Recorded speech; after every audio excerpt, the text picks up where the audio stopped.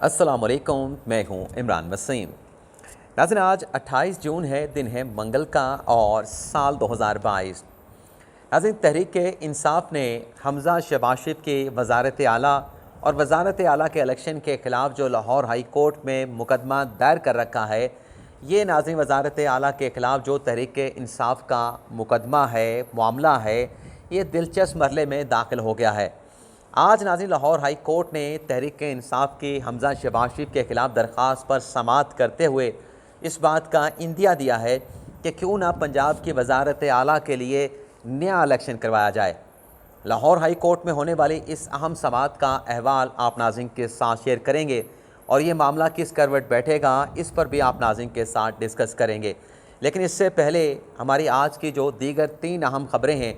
उनकी डिटेल आप नाज़रीन के साथ शेयर करेंगे और आपसे दरख्वास्त भी करेंगे कि चैनल को सब्सक्राइब कर लें और बेल आइकॉन का बटन भी ज़रूर प्रेस करें। नाज़रीन, गुफ्तगू का आगाज़ करेंगे जो सोशल मीडिया पे ख़बरें चल रही हैं कि साबिक़ DGI लेफ्टिनेंट जनरल ज़हीरुल इस्लाम ने तहरीक इंसाफ में शमूलियत अख्तियार कर ली है। इस मामले के ऊपर नाज़रीन साबिक़ DGI जनरल ज़हीरुल इस्लाम का एक स्टेटमेंट सामने आया है, जिन्होंने अपने इस बयान में तहरीक इंसाफ को ज्वाइन करने की ख़बरों की तरदीद की है।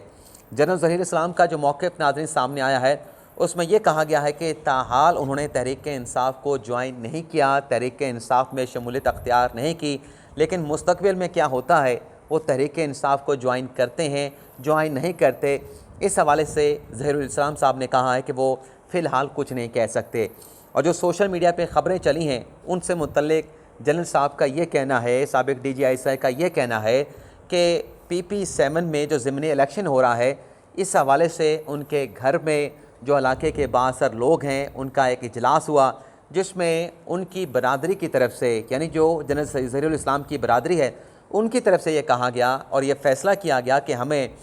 PP7 में तहरीक इंसाफ के जो कैंडिडेट हैं, जो उम्मीदवार हैं, उन्हें सपोर्ट करना चाहिए। जनरल ज़हीरुल इस्लाम का नाज़रीन ये भी कहना है कि जिस इजलास में यह फ़ैसला हुआ कि तहरीक इंसाफ के उम्मीदवार को सपोर्ट किया जाएगा, उस इजलास में मैं भी मौजूद था। तो जो ख़बरें चल रही थी, उन ख़बरों के ऊपर जनरल ज़हीरुल इस्लाम का स्टेटमेंट आया है और उन्होंने तहरीक इंसाफ में शमूलियत की ख़बरों की तरदीद कर दी है। दूसरी नाज़रीन, आज की हमारी ख़बर है वज़ीर आज़म शहबाज की डिस्क्वालिफ़िकेशन के लिए जो इस्लामाबाद हाई कोर्ट में दरख्वास्त दायर की गई थी, आज इस्लामाबाद हाई कोर्ट में इस दरख्वास्त के ऊपर समाअत हुई है। यह दरख्वास्त नाज़रीन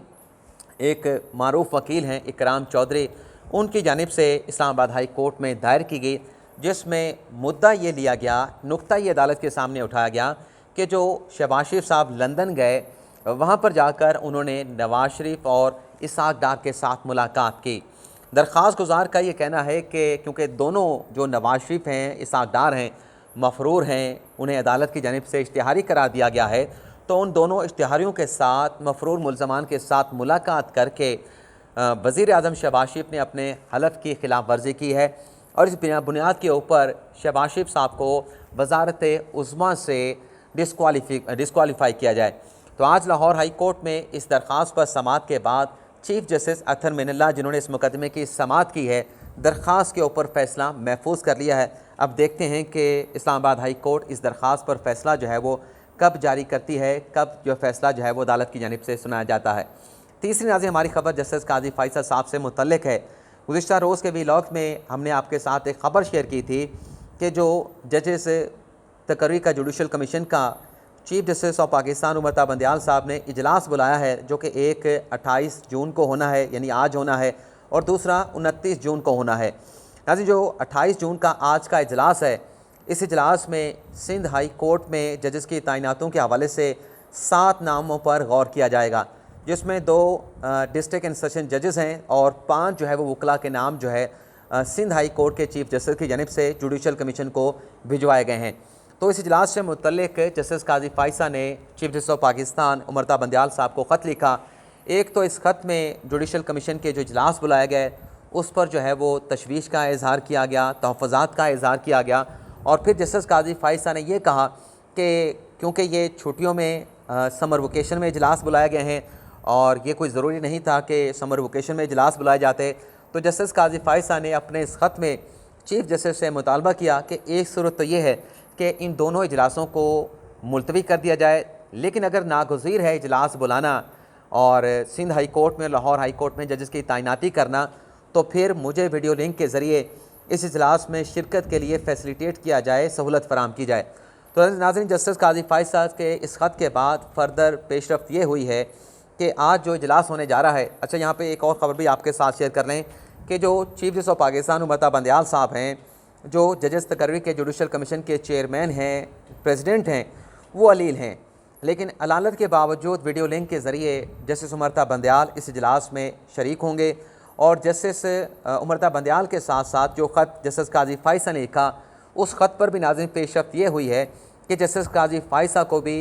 वीडियो लिंक के ज़रिए इस इजलास में शिरकत के लिए फैसिलिटेट किया जाएगा। आज कोई 2, ढाई, 3 बजे ये इजलास शुरू होगा। इजलास में जो डेवलपमेंट होगी वो भी आपके साथ शेयर करेंगे। लेकिन जो जस्टिस काजी फ़ाइज़ चाह रहे थे, जो उन्होंने ख़त लिखा था, उस ख़त के बाद अब वो इस इजलास में शरीक होंगे और वीडियो लिंक के ज़रिए वो इस इजलास में अपनी शिरकत को यकीनी बनाएंगे। अब जो आज की हमारी चौथी और अहम ख़बर है, जैसे कि आपको याद होगा कि 16 अप्रैल को पंजाब में वज़ारत आला का इलेक्शन हुआ। PTI के 25 अरकान मुनरफ़ हो गए और हमज़ा शहबाज शरीफ उन 25 मुनरफ़ अरकान के वोटों के साथ पंजाब के वज़ीर आला मुंतखब हो गए। और फिर जो आर्टिकल 63A से मुतल्लिक सदर मुमलिकत ने रेफरेंस भेजा, उस पर जो अदालत उज़्मा की जानिब से राय आई, फ़ैसला आया, उसमें यह कहा गया कि मुनरफ़ अरकान का जो वोट है वो गिनती में शुमार नहीं होगा। तो इस फैसले की रोशनी में लाहौर हाई कोर्ट में रुजू किया गया तहरीक इंसाफ की जानिब से, और ये कहा गया कि सुप्रीम कोर्ट का फ़ैसला आने के बाद वो 25 वोट मिनाहक कर दिए जाएंगे। और जो वज़ारत आला का इलेक्शन हुआ है पंजाब में, हमज़ा शहबाज शरीफ जिसमें जीत कर वज़ीर आला पंजाब बने हैं, उस इलेक्शन को सेटिसाइड करके दोबारा से पंजाब की वज़ारत आला का जो है वो इलेक्शन करवाया जाए। ये नाज़रीन दरख्वास्त दायर की गई लाहौर हाई कोर्ट में। आज इस दरख्वास्त के ऊपर बड़ी अहम समाअत हुई है। 5 रुकनी लार्जर बेंच जिसकी सरबराही जस्टिस सदाकत अली ख़ान कर रहे हैं। आज की समाअत में नाज़रीन जब एक पहला फ़ेज़ हुआ समाअत का, तो 5 रुकनी लार्जर बेंच की जानिब से PTI के वकील से कहा गया और हुकूमती वकील से भी कहा गया, एडवोकेट जनरल पंजाब से भी कहा गया कि PTI और नून लीग के वकला अपने क्लाइंट से पूछ कर बताएँ कि अगर हम इजलास दोबारा 16 अप्रैल की तारीख पर ले जाएँ और पोलिंग दोबारा हो, यानी वज़ारत आला का इलेक्शन दोबारा हो, तो बहरान से कैसे बचा जा सकता है। ये नाज़रीन सवाल देने के बाद, ये पॉइंट देने के बाद जो लाहौर हाई कोर्ट की अदालती कार्रवाई है उसे 12 बजे तक के लिए मुलतवी कर दिया गया। 12 बजे के बाद जब दोबारा अदालती कार्रवाई का आगाज़ हुआ तो advocate general Islamabad, advocate general जो पंजाब हैं शहजाद शौकत, वो पेश हुए। उनकी जानिब से कहा गया कि वज़ीर पंजाब हमज़ा शहबाज शरीफ के साथ उनकी मुलाकात नहीं हो सकी, हमें कल तक का वक्त दिया जाए। मैं वज़ीर पंजाब हमज़ा शहबाज शरीफ से हदायत लेके, फ़्रेश हदायत लेके कल को अदालत को आगाह कर सकता हूँ कि वज़ीर पंजाब हमज़ा शहबाज शरीफ का मौक़िफ़ क्या है। तो ये नाज़रीन अदालती कार्रवाई को कल तक मुलतवी कर दिया गया। लेकिन आज की समाअत में जो अदालत ने सवालात पूछे तहरीक इंसाफ के वकील से कि अगर हम 16 अप्रैल की पोजीशन पर दोबारा वापस चले जाते हैं तो क्या बहरान का ख़ात्मा हो सकता है। तो जो तहरीक इंसाफ के वकील हैं बैरिस्टर अली ज़फ़र, उनकी जानिब से नाज़रीन अदालत से ये कहा गया कि पंजाब में जो इलेक्शन हुआ उसमें 25 वोट निकालने के बाद वो इलेक्शन ख़त्म हो जाता है और हमज़ा शहबाज शरीफ जो है वो अक्सरियत खो बैठे हैं, तो दोबारा से एक नया इलेक्शन करवाया जाए। अदालत ने उनसे ये पूछा कि अगर हम 16 अप्रैल वाली पोजीशन पे दोबारा चले जाएं तो क्या वो जो 25 अरकान डी-सीट हो गए हैं उनकी सूरत हाल क्या होगी। तो उस पर अली ज़फ़र साहब ने नाज़रीन जो कि PTI के वकील हैं, उनकी जानिब से कहा गया कि जो 25 अरकान डी-सीट हो चुके हैं उन्हें तो रिवर्स नहीं किया जा सकता। उन्होंने कहा कि 16 अप्रैल की पोजीशन पे हमें नहीं जाना चाहिए, बल्कि जो इलेक्शन हुआ है सिर्फ उसी को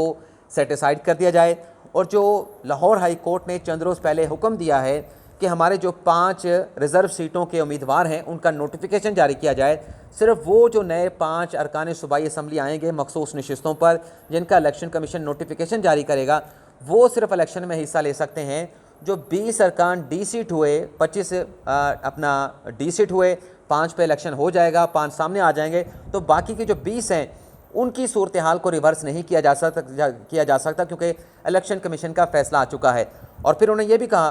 कि वोटर्स तब्दील हो सकते हैं, बैरिस्टर अली ज़फ़र ने कहा, लेकिन जो कैंडिडेट हैं वो वही रहेंगे। तो अदालत की जानिब से कहा गया कि ये कैसे हो सकता है कि कैंडिडेट वही रहें, जो उम्मीदवार हैं वही रहें, लेकिन वोटर की जो एक स्टेटस है वो तब्दील हो जाए। आप चाहते हैं कि 25 मुनव्वर खान जो डी सीट हुए हैं उनको रिस्टोर ना किया जाए, और उन्हें डी सीट करने के बाद जो 5 सीटों का मामला है, आप चाहते हैं कि वो 5 सीटें आपको मिलें और वो इलेक्शन में हिस्सा ले पाएँ। ये कैसे हो सकता है? अच्छा नाज़रीन, इसी की मामले के ऊपर अब बात जो है वो कल तक चली गई है, लेकिन यहाँ पे नाज़रीन मैं दोनों सूरत हाल जो है वो आपके सामने रख देता हूँ। अगर नाज़रीन ये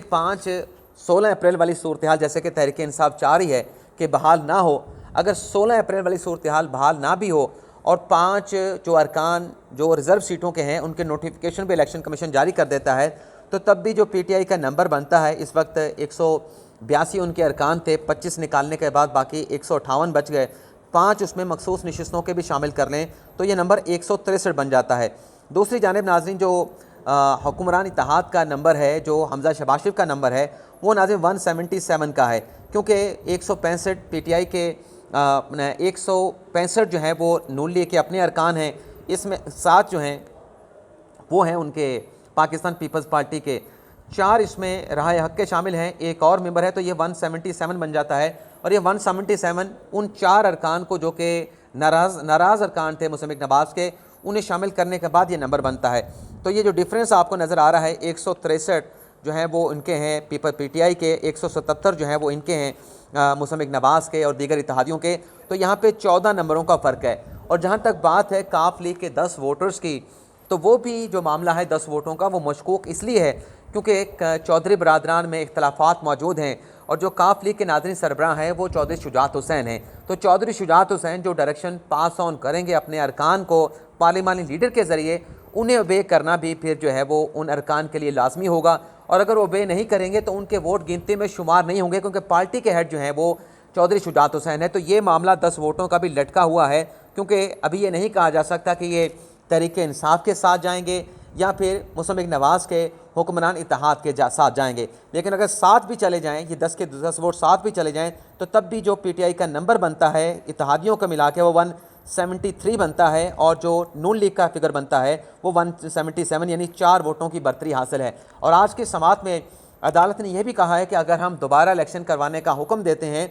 तो फिर जो नंबर हासिल करने होंगे वो 187 नहीं हासिल करने होंगे, जो अपना 51% मेजॉरिटी की बात की जाती है, तो फिर जो मेजॉरिटी हासिल कर लेगा जो कैंडिडेट, वो वज़ीर आला मुंतखब हो जाएगा। ये नहीं होगा कि इतने नंबर हासिल करने होंगे, मेजॉरिटी की बुनियाद के ऊपर फैसला होगा कि कौन अक्सरियत हासिल करता है। लेकिन ये कोई हतमी बात अदालत की नहीं है। अदालत ने एक सवाल जो है वो पोज किया है, इस सवाल पर कल हमज़ा शहबाज शरीफ की जो हदायत आएंगी जो कि एडवोकेट जनरल इस्लामाबाद पेश करेंगे, उसके ऊपर केस डिपेंड करेगा कि कल अदालत इस केस का क्या फ़ैसला करती है। क्या सारे मामलात को रिवर्स किया जा सकता है? क्या रिवर्स करने से अगर नया